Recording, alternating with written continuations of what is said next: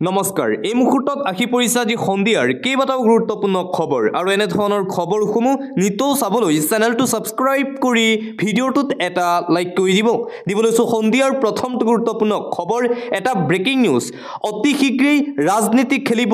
ৰেজাউল কৰিম চৰকাৰে 26ত নিৰ্বাচন খেলিবলৈ সাজু ৰেজাউল কৰিম চৰকাৰ আমসু এৰি ৰাজনীতিত খোজ দিব ৰেজাউল কৰিম চৰকাৰে ৰাজনৈতিক দলত খোজ দিবলৈ সাজু আমসুৰ সভাপতি 30 ডিসেম্বৰত আনুষ্ঠানিকভাৱে আমসু ত্যাগ কৰিব ৰেজাউলে বিজনেছ আনুষ্ঠানিকভাৱে ঘোষণা ৰেজাউল কৰিম চৰকাৰৰ মুক ৰাইজে আশীৰ্বাদ কৰক বুলি মন্তব্য ৰেজাউল কৰিম চৰকাৰৰ মই সদায় সংখ্যালঘু ৰাইজৰ হকে মাত মাতি যাম সংখ্যালঘু ৰাইজৰ সমস্যা সমাধান কৰিবলৈ মই সদায় সাজু 2026 চনত নিৰ্বাচন খেলিবলৈ সম্পূৰ্ণৰূপে সাজু হৈ পৰিছে সদৌ অসম সংখ্যালঘু ছাত্ৰ ইউনিয়ন চমুকৈ আমসুৰ সভাপতি ৰেজাউল কৰিম চৰকাৰ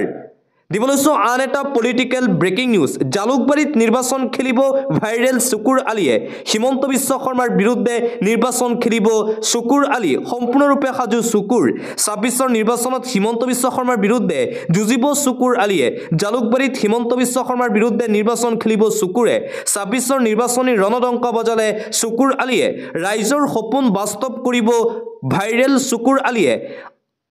আপনি জনতা পাৰ্টিৰ হৈ নিৰ্বাচন খেলিব শুকুৰ আলীয়ে আপনি জনতা পাৰ্টিৰ ৰাজ্যিক সম্পাদকৰ দায়িত্ব শুকুৰ আলী এবাৰ খুদ মুখ্যমন্ত্ৰী হিমন্ত বিশ্ব শৰ্মাৰ বিৰুদ্ধে প্ৰতিদ্বন্দ্বিতা কৰিবলৈ আগবাঢ়ি আহিছে শুকুৰ আলী 2026 চনৰ নিৰ্বাচনত শুকুৰ আলীয়ে হিমন্ত বিশ্ব শৰ্মাৰ বিৰুদ্ধে জয়লাভ কৰিব বুলি ঘোষণা কৰিছে খুদ শুকুৰ আলীয়ে আন এটা গুৰুত্বপূৰ্ণ খবৰ আমাৰ বাবে ক্ষমতা শাসনৰ নহয় সেৱাৰ মাধ্যম এয়াই ৰাজতন্ত্ৰ আৰু গণতন্ত্ৰৰ পাৰ্থক্য ৰজাই শাসন কৰিব বিচাৰে সেৱাকে দেশৰ সংবিধানৰ সেৱা কৰিব বিচাৰে বন্দে মাতাৰম বিতৰ্কত ভাগ লৈ প্ৰদেশ কংগ্ৰেছৰ সভাপতি তথা সাংসদ গৌৰৱ গগৈৰ এই তাৎপৰ্যপূৰ্ণ মন্তব্য ভাৰতীয় জনতা পাৰ্টিয়ে ৰাজতন্ত্ৰ চলাই আছে কিন্তু আমি ক্ষমতা এই কাৰণেই বিচাৰিছো আমি ৰাজতন্ত্ৰৰ পৰিৱৰ্তে গণতন্ত্ৰ চলাই নিব বিচাৰিছো ভাৰতত এইদৰে বিজেপি চৰকাৰৰ বিৰুদ্ধে আক্ৰমণাত্মক ৰূপত দেখিবলৈ পোৱা গৈছে প্ৰদেশ কংগ্ৰেছৰ সভাপতি তথা সাংসদ গৌৰৱ গগৈক দিবলৈছো আন এটা ব্ৰেকিং নিউজ তিৱা ছাত্ৰ সন্থাৰ প্ৰতিবাদৰ মাজতেই উত্তপ্ত পৰিস্থিতিৰ সৃষ্টি হৈছে জাগিৰোডত তিৱা ছাত্ৰ সন্থাৰ প্ৰতিবাদৰ মাজত উত্তাল হৈ পৰিছে জাগিৰোড তিৱা ছাত্ৰ সন্থাৰ নেতৃত্বত 27 নং ৰাষ্ট্ৰীয় ঘাইপথ অৱৰোধ কাৰ্যসূচী তিৱা জনগোষ্ঠীৰ দাবী পূৰণ নকৰাক লৈ এই প্ৰতিবাদী কাৰ্যসূচী প্ৰতিবাদত উত্তাল জাগিৰোডৰ ৰাজপথ সমুখ সমৰত আৰক্ষী আৰু প্ৰতিবাদকাৰী ৰাইজ তীব্ৰ প্ৰতিবাদ সাব্যস্ত কৰা হৈছে প্ৰতিবাদকাৰীক বাধা প্ৰদান কৰিছে আৰক্ষীয়ে মুতায়ন কৰা হৈছে আৰক্ষী আৰু অৰ্ধ সামৰিক বাহিনী তিৱা ছাত্ৰ সন্থাৰ প্ৰতিবাদত আজি জাগিৰোডত এই উত্তপ্ত পৰিস্থিতিৰ সৃষ্টি হয় আন এটা গুৰুত্বপূৰ্ণ খবৰ পুনৰবাৰ পোষ্ট মেলন বিতৰ্কৰ সন্দৰ্ভত নিজৰ প্ৰতিক্ৰিয়া প্ৰকাশ কৰিছে মুখ্যমন্ত্ৰীয়ে পোষ্ট মেলনৰ কনচাৰ্টত অসম চৰকাৰে 1 টকাও দিয়া নাই প্ৰয়োজন হলে 1 কোটি টকা দিয়া হ'ব পোষ্ট মেলন মানে কি মই একো বুজিয়ে নাপাওঁ বুলি মন্তব্য হিমন্ত বিশ্ব শৰ্মাৰ পোষ্ট মেলন এজন বিশ্ব স্বীকৃতি প্ৰাপ্ত শিল্পী পোষ্ট মেলনক বিৰোধিতা কৰিলে তেওঁৰ একো ক্ষতি নহয় অসমৰহে ক্ষতি হ'ব তেওঁ এজন গ্লোবেল আৰ্টিষ্ট বুলি মন্তব্য মুখ্যমন্ত্ৰীৰ গুৱাহাটীলৈ নাহিলে শিলঙলৈ গলেহেঁতেন পোষ্ট মেলন মই যোৱা পৰহিলৈ গমেই পোৱা নাছিলো পোষ্ট মেলন আচলতে কোন হয় নৱপ্ৰজন্মই ভাল পাব পোষ্ট মেলনক অসমত দেখি 2025 চনত মোৰ ৰাজনৈতিক কেৰিয়াৰে 25 বছৰ অতিক্ৰম কৰিছে যুজি আজি মই মুখ্যমন্ত্ৰী হৈছো অসমৰ অহা বছৰ পোষ্ট মেলনৰ দৰে শিল্পী আৰু অসমলৈ আহিব মোক যিমানেই বিৰোধিতা কৰে সিমানেই কাম কৰিবলৈ উৎসাহ পাওঁ আপোনালোকে চাব পোষ্ট মেলনৰ ইনষ্টাত কিমান ফলোৱাৰ্স আছে তেওঁ গুৱাহাটী আহি ষ্টেটাছ লগালে সকলোৱে গুৱাহাটী সাৰ্চ কৰিব পোষ্ট মেলনৰ কনচাৰ্টক লৈ এইদৰে পুনৰবাৰ মন্তব্য কৰিছে মুখ্যমন্ত্ৰী শৰ্মায়ে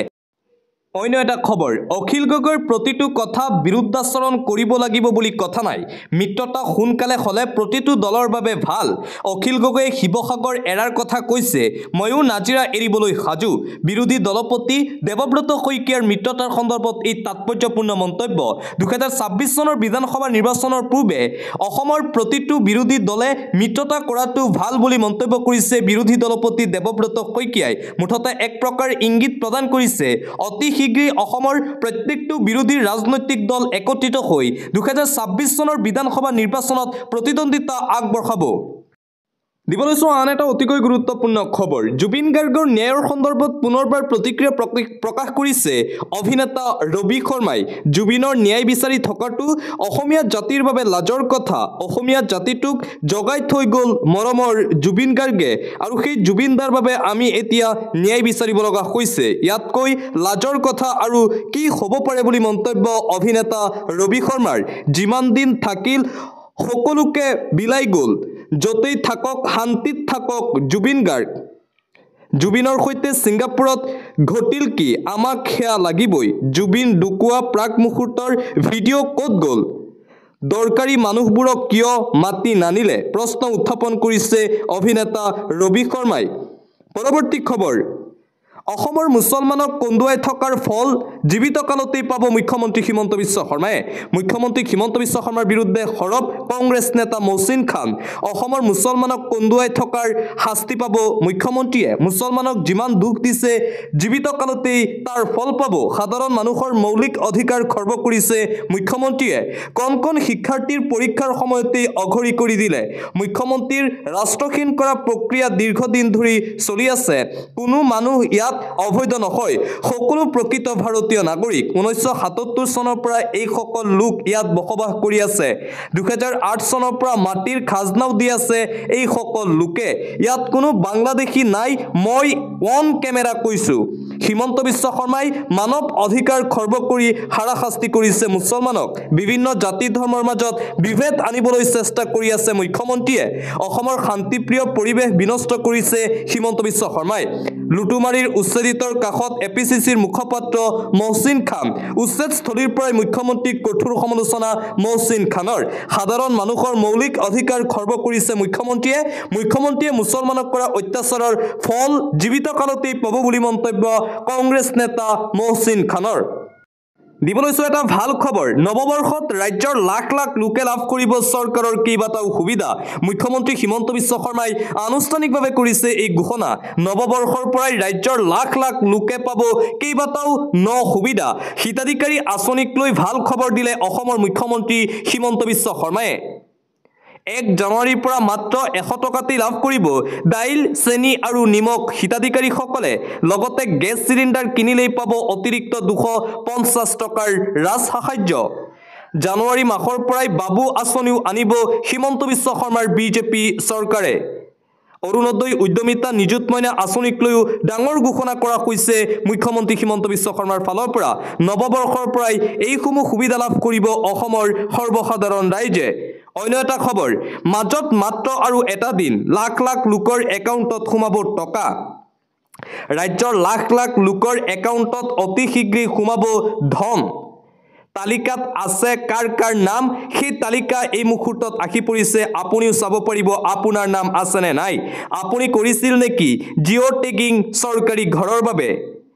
গৃহহীন পৰিয়ালৰ বাবে ভাল খবৰ দিয়া হৈছে চৰকাৰৰ ফালৰ পৰা অতি শীঘ্ৰেই পাব টকা 3,70,000 নতুন হিতাধিকাৰীয়ে লাভ কৰিব প্ৰধানমন্ত্ৰী আৱাস যোজনাৰ ঘৰ মুখ্যমন্ত্ৰী হিমন্ত বিশ্ব শৰ্মাই মুকলি কৰিব এই ধন ৰাজ্যৰ লাখ লাখ লোকৰ বাবে এই ভাল খবৰ আহি পৰিছে অন্য এটা খবৰ আমাৰ দেশৰ মানুহে পকেটত টকা লৈ ঘূৰে ইয়াত সামগ্ৰীৰ ক্ৰয় বিক্ৰয় হয় টকাৰ বিনিময়ত ডলাৰৰ মূল্য বাঢ়ে বা কমে আমাৰ কি আহে কি যায় এই মন্তব্য কৰিছে বিজেপি সাংসদ মনোজ তিৱাৰীৰ এই মন্তব্যৰ পিছতেই সমগ্ৰ ভাৰতবৰ্ষতে চৰ্চা আৰম্ভ হৈছে জ্ঞানৰ অভাৱ আছে বিজেপি নেতাৰ এই মন্তব্যক লৈ এতিয়া বিৰোধী কংগ্ৰেছ দলে তীব্ৰ ভাষাৰে সমালোচনা কৰিছে বিজেপি